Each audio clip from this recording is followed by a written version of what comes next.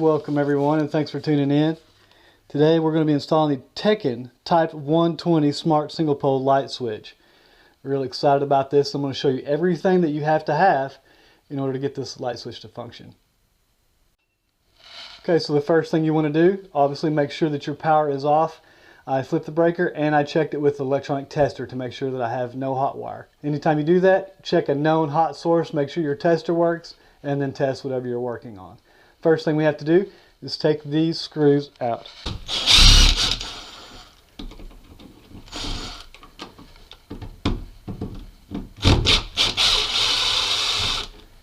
Didn't quite get that. Pull on your existing switch. Now, this is where it gets interesting. I'm going to change camera angle after I get this out of the way.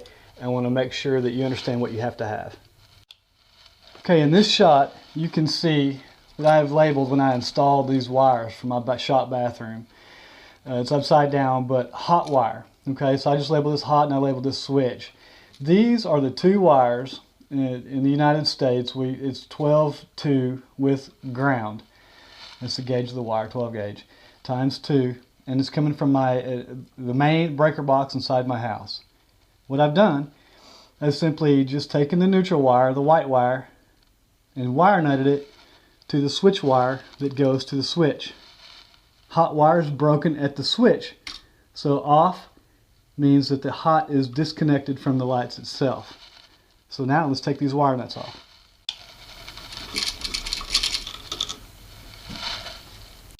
For this next step, simply remove your hot wires from your existing switch. Here, set this aside.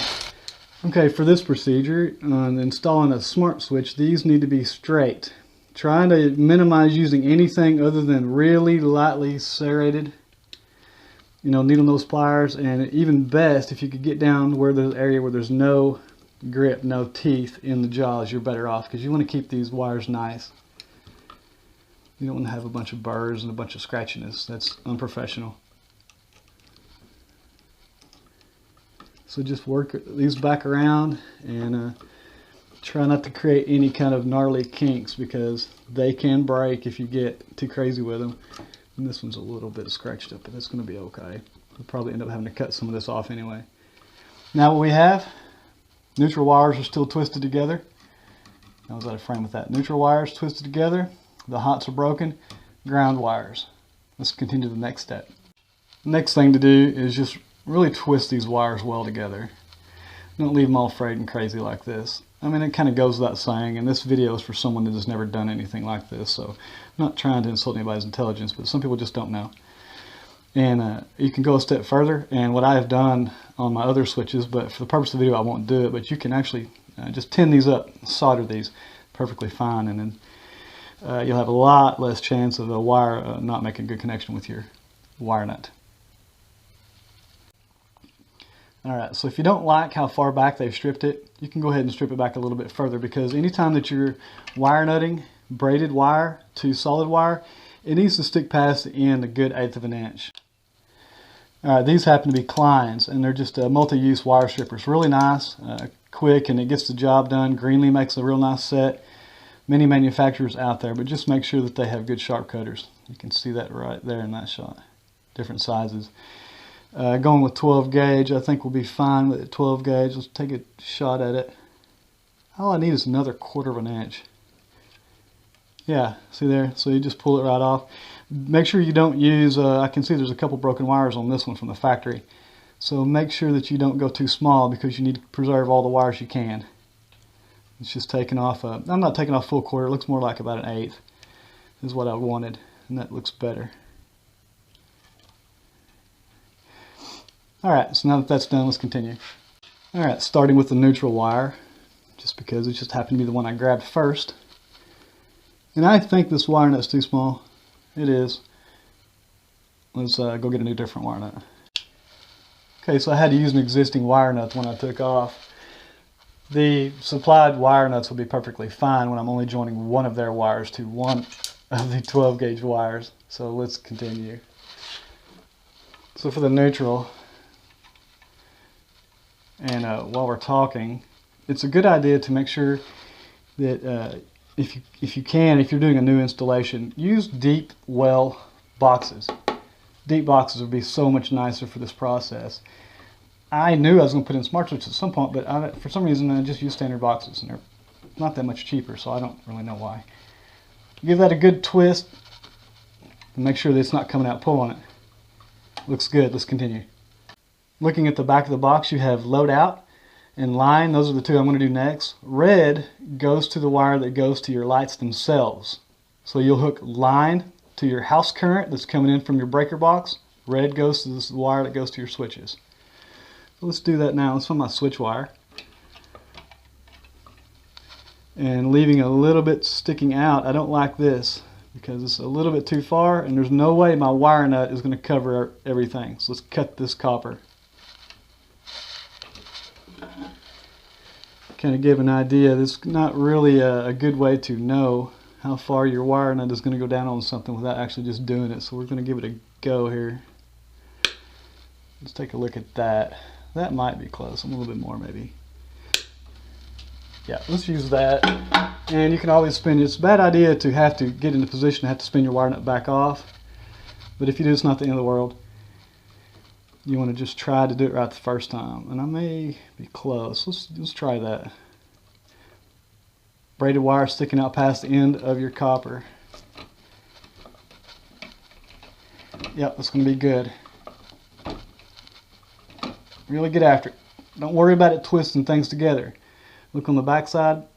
I may have to zoom in on that, but it's twisted together slightly. And the back end, that's perfectly fine. Get it good and tight and go to the next wire.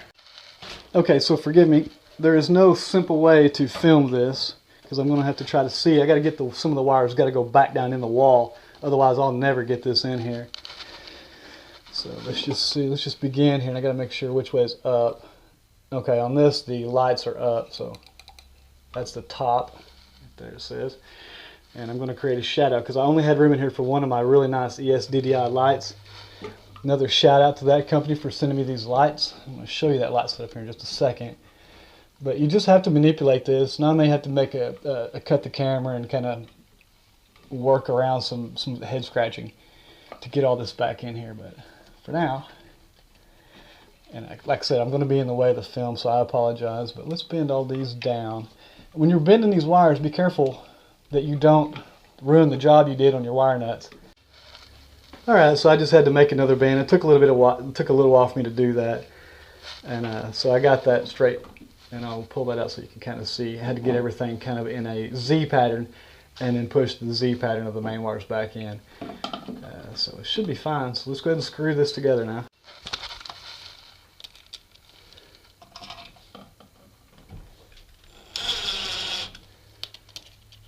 Get the top started.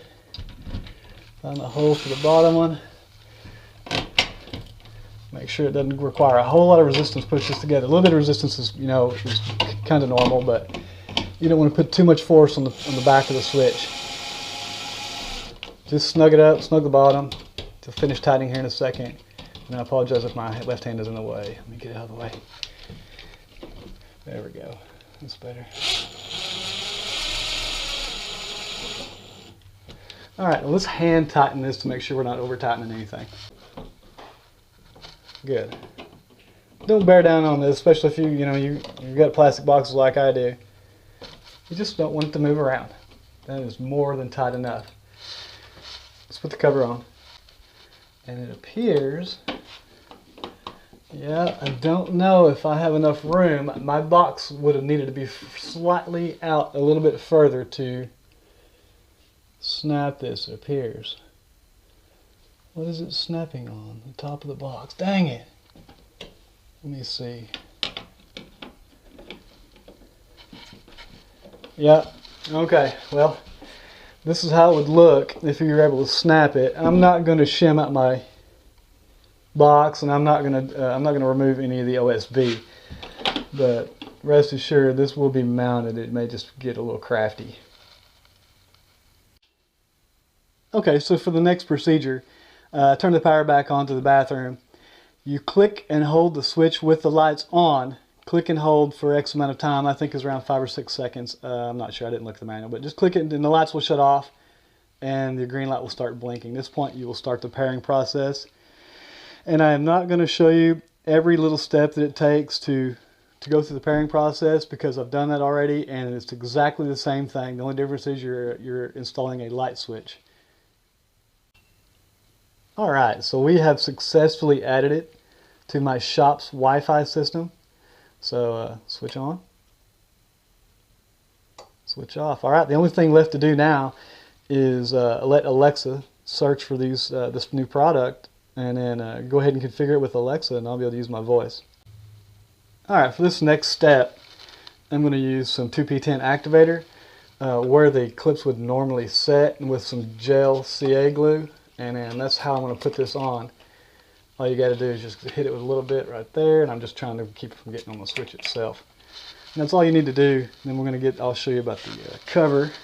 The back side of the cover has these little tabs that would hook on the back side of the switch surrounding the metal part around the switch. So very simply, I'm just going to put quite a bit of little CA glue right here if it'll come out of this thing. This is the gel, so it's quite thick, and it'll give me a little bit longer working time as well. So I'm going to put some there.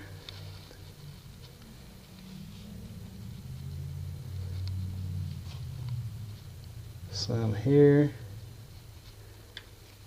Alright, now with a little luck, that's going to touch something. Make sure you have your logo where it should be. And I hit the switch, that's okay. Alright, we'll just give this some time to set up and I'll come back. Alright, so this is a near perfect install. It's very simple and I believe anyone could do it. The only thing I did wrong is I didn't have my box, my physical box for the switch, out far enough to allow me to hook the cover on. And that is by fault, by far no fault of Teckin. So a really excellent product, and right now I'm going to try the Alexa feature. So I'm going to have to talk loud because the Echo Dot that I use for my shop is all the way at the other end of the shop. It's 60 feet away, so bear with me and let's see if Alexa will turn these lights off. Alexa, turn the shop bathroom off. Thanks for watching. Alright, and another great big shout out to ESDDI for allowing me to use their Softbox light to test. You get it around here so you can see the logo. It was a huge help, all the light that you've seen during the video, because I had the power off and of course no lights while I'm installing the switch, was provided by this single ESDDI Softbox.